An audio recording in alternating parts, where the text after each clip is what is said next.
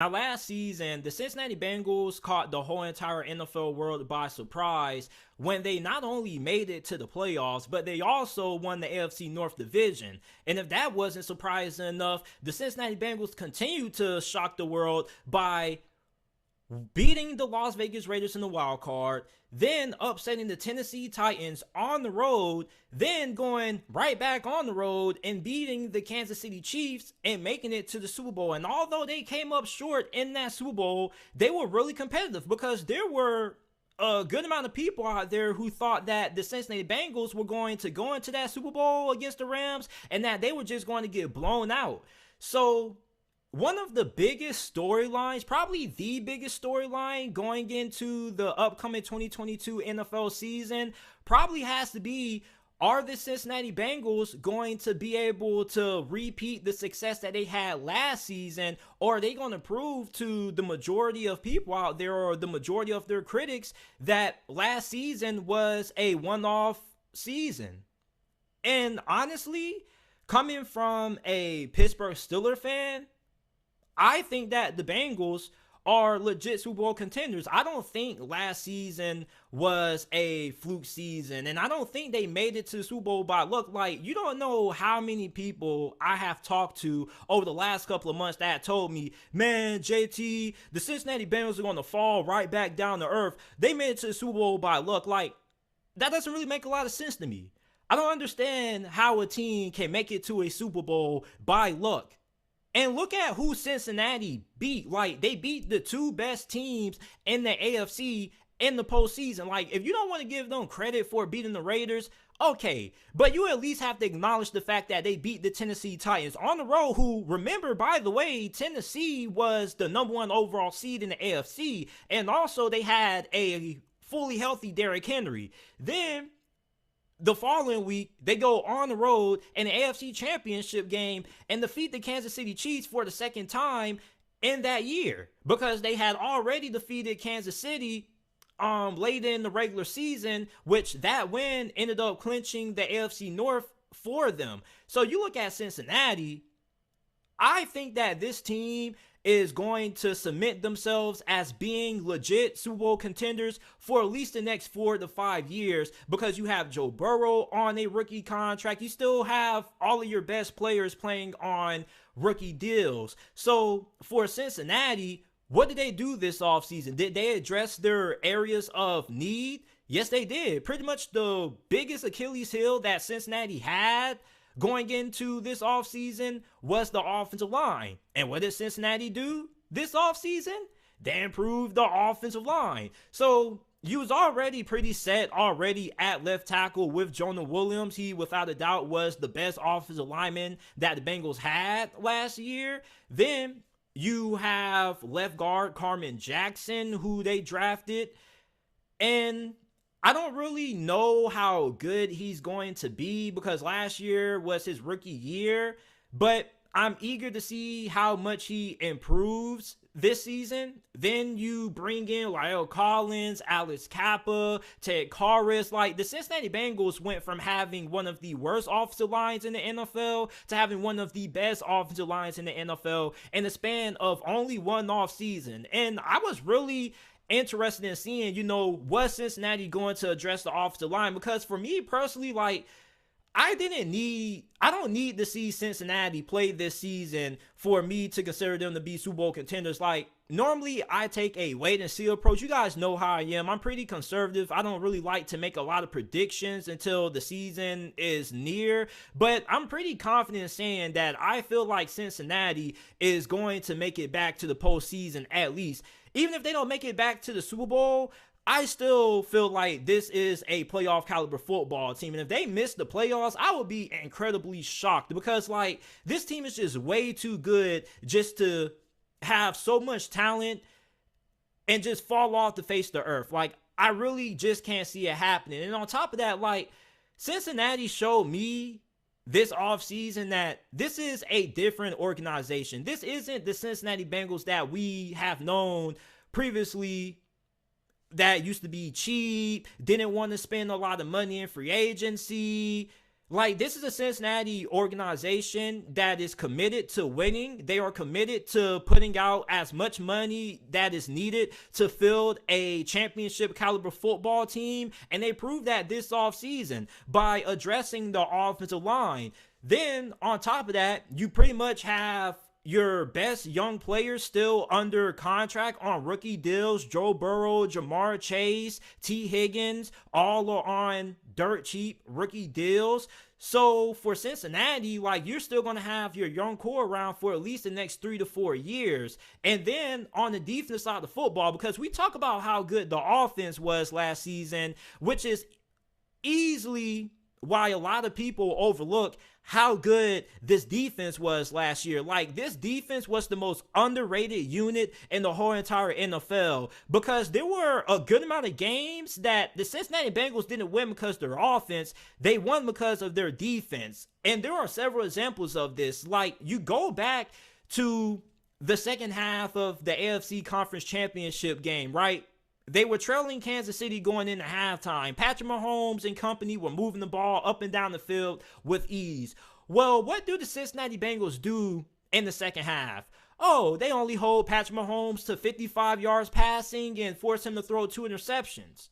Great adjustments. Like, this coaching staff does a very good job at adjusting after halftime and even in-game adjustments. So for me, as a Steeler fan, I got to be completely honest with you. I feel like the Cincinnati Bengals are here to stay. I feel like this team is going to be in that championship conversation for years to come, because not only does this team have one of the best rosters in the AFC, they have one of the best rosters in the whole entire NFL, like top to bottom. Like, this roster doesn't really have a lot of holes. Like, we already know how good they are on the offense side of football. But defensively, like, you look at Sam Hubbard, who has 7.5 sacks.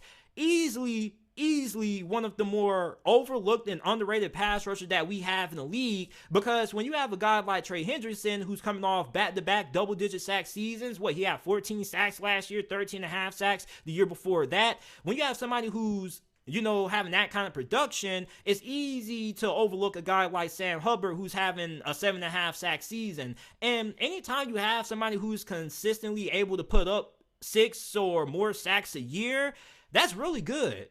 Because there are a lot of teams who would love to have at least one consistent pass rusher who could at least give them 6 sacks every single season. Then you look at the linebackers. Now, the linebacker position is where I get into the most arguments with a lot of people about, because most people, casuals out there, they judge players by their PFF grades, right? And Logan Wilson and Jermaine Pratt didn't really have outstanding PFF grades last year. However, if you actually watch the games and you trust your eyeballs and, you give them the eye test, they were actually pretty solid. At least in the postseason. Like, in the postseason, like, Logan Wilson and Jermaine Pratt, like, they elevated their level of play. Like, even if they weren't as good in the regular season, like, they were phenomenal in the postseason. And if they're able to continue their performance that they had in the postseason, and they're able to bring that into the 2022 NFL season, this defense is going to take monumental steps, because this was already a really good defense. Now this defense has potential that if Logan Wilson and Jermaine Pratt keep up that level of play that they had in the postseason, this is a defense that maybe could end up being top 5 or top 7 unit in the league. And that's scary to think, because imagine this. Imagine having a top 5 offense and then you have a top 10 defense. And here's the thing. It's crazy that Cincinnati had one of the best offenses in the NFL last year, despite having one of the worst offensive lines in the league. Now, imagine all the damage that they're going to do this year on the offensive side of football with one of the best offensive lines in the league. Like, it's going to be crazy. Like, Joe Burrow just might win NFL MVP this year. He just might throw 60 touchdowns this year. And no, I'm not saying that as a joke. Like, I'm being dead serious. Like, Joe Burrow might just go for 60 touchdowns this year. It might happen, because, like, the dude only had 2 seconds to throw the football, maybe 3 at most. Now you put him behind the best offensive line or one of the best all O-lines in the league. and you give him more time to throw, oh my goodness, boy, things are going to get ugly if you don't have a good secondary or if you don't have a good pass rush. Now, when it comes to Cincinnati coming back down to earth, I don't think they're going to miss the postseason. As a matter of fact, I would be incredibly shocked if Cincinnati missed the playoffs. And if you've watched or listened to the podcast for the last couple of months or years, you guys would know that I don't normally like making a lot of predictions until nearing the start of the season. However, I'm going to go out and give you an early prediction. I think that Cincinnati is going to end up making it to the playoffs. Now, I don't know if they're going to end up having, the number 1 overall seed. And I don't know if they're going to end up winning more games than what they did last year. They might end up winning 11, but this division is really tough. And you definitely do have to acknowledge that, because the whole entire division got better. Like, Cincinnati got better, and the rest of the division also got better. You look at the Cleveland Browns, they upgraded at the quarterback position with Deshaun Watson. Now, pending, we don't know what Deshaun Watson's status is when it comes to him playing this year. Like, it's really weird. There's always something new about his legal situation coming up. Like, now he has to go back to Houston, or they're trying to get him to come back to Houston for, like, it's weird. There's always something with the Deshaun Watson saga. There's always something new coming out every single day, it seems like. But if he does play, the Browns are going to be there. Then what about the Pittsburgh Steelers? Like, the Pittsburgh Steelers, I don't know if you guys forgot, but they made it to the playoffs with one of the worst O-lines in the league, pretty much 0 to minimum offense. The Pittsburgh Steelers' most valuable player, other than TJ Watt and Cam Hayward and Minka Fitzpatrick, was Chris Boswell. Chris Boswell was probably one of the best offensive weapons that Pittsburgh had, because he was one of the only people who was actually putting points up on the board for Pittsburgh. Then you look at the fact that they improved the offensive line, and they finally bring in their guy at quarterback and Kenny Pickett. Like, Pittsburgh could be a really scary football team. Then you look at the Baltimore Ravens. Like, the Baltimore Ravens were already in everybody's, Super Bowl conversation. There were a good amount of people who picked them to win the AFC North last year. There were also a good amount of people who felt like they could end up making it to the Super Bowl. However, injuries derailed their season before it really got started. Like, their whole entire running back room went down with injuries. Then you had Lamar Jackson, who dealt with injuries, and that pretty much eroded away the season that the Baltimore Ravens had, which started out with a lot of promise, because at one point when Lamar Jackson was healthy, the Baltimore Ravens had the number 1 or number 2 seed in the AFC at a point. And then once he went down, things just kind of went downhill from there. So for Cincinnati, it is going to be really hard seeing them winning more than 11 games and getting the number 1 seed with how tough this division is going to be. Like, we're not going to see Joe Burrow throw for over 2,000 yards against the Baltimore Ravens again like he did last year. Like, the Baltimore Ravens probably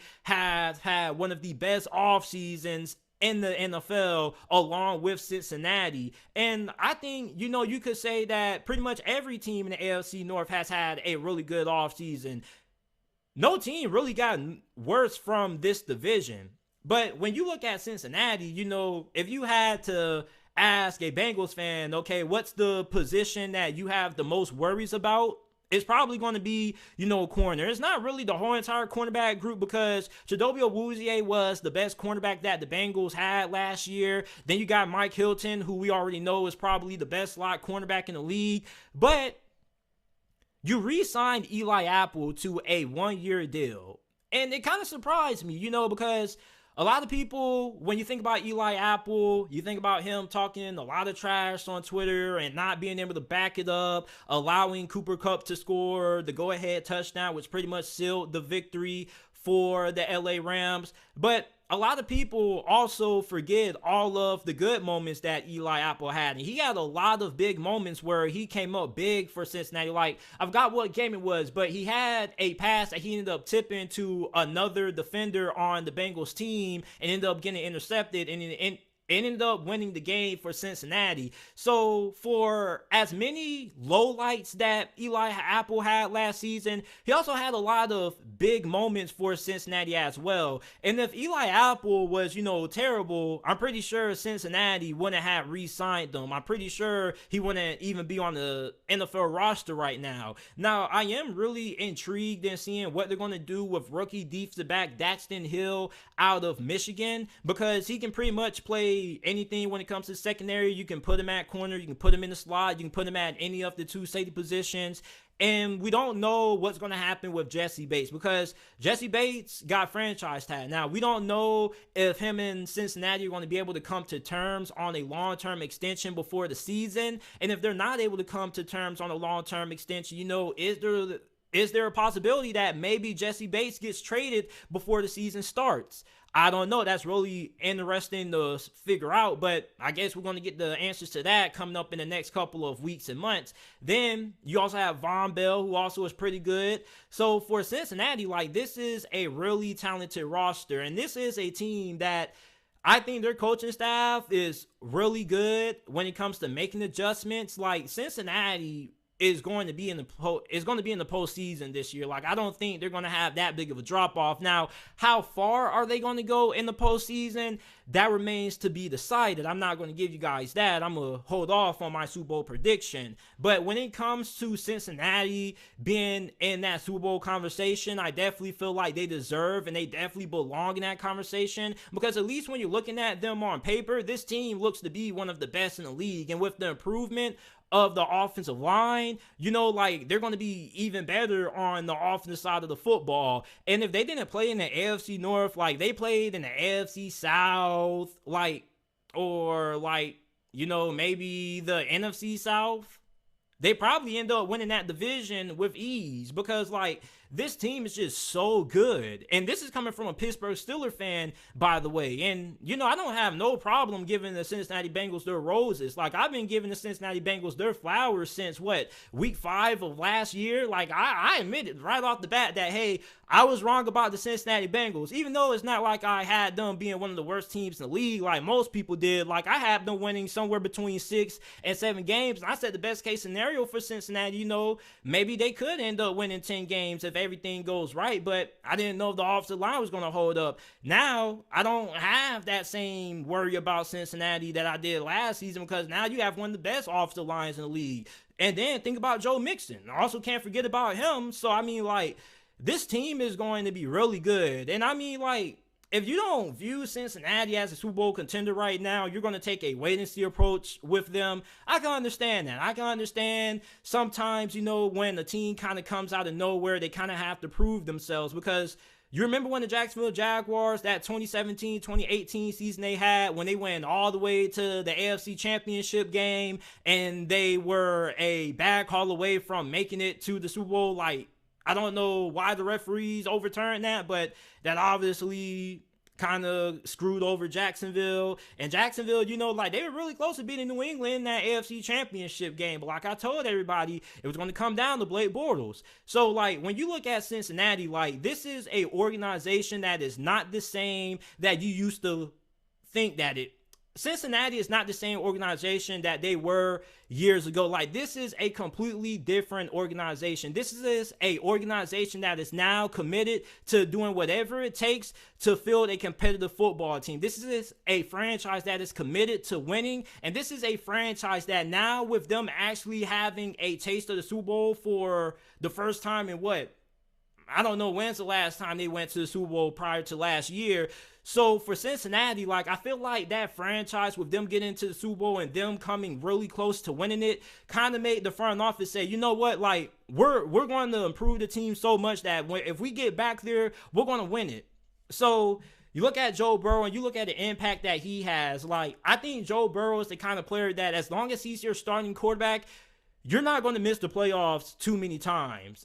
And we think about Carson Palmer. Carson Palmer was really good during his time with the Cincinnati Bengals. However, he wasn't as good as Joe Burrow. Carson Palmer was a good taxi driver. You gave him the keys and you gave him a couple of parts, he could get you there. But he could never really get you over the hump. And really, no previous Cincinnati quarterback has been able to get Cincinnati over the hump, because like, didn't Cincinnati have like one of the longest droughts in the NFL without a playoff win? Well, Joe Burrow gets to the playoffs his first time in his career, and he automatically gets you to the Super Bowl. So I mean, like, Joe Burrow is the kind of player that as long as he's on your team, you always have a fighting chance. I call him Money Burrow, because if you he comes up a lot in if you pick him in the spread. So Money Man Joe Burrow, Joe Shiesty, Joe Burr, whatever you want to call him, the dude is legit. The dude, in my opinion, is a top 3, top 5 quarterback already in this league. Like, as long as he remains under center for Cincinnati, and Cincinnati continues to, give him the pieces necessary, they're going to be in that Super Bowl discussion. I feel like this season they're going to cement themselves as legitimate contenders in the Super Bowl conversation for the next couple of years to come.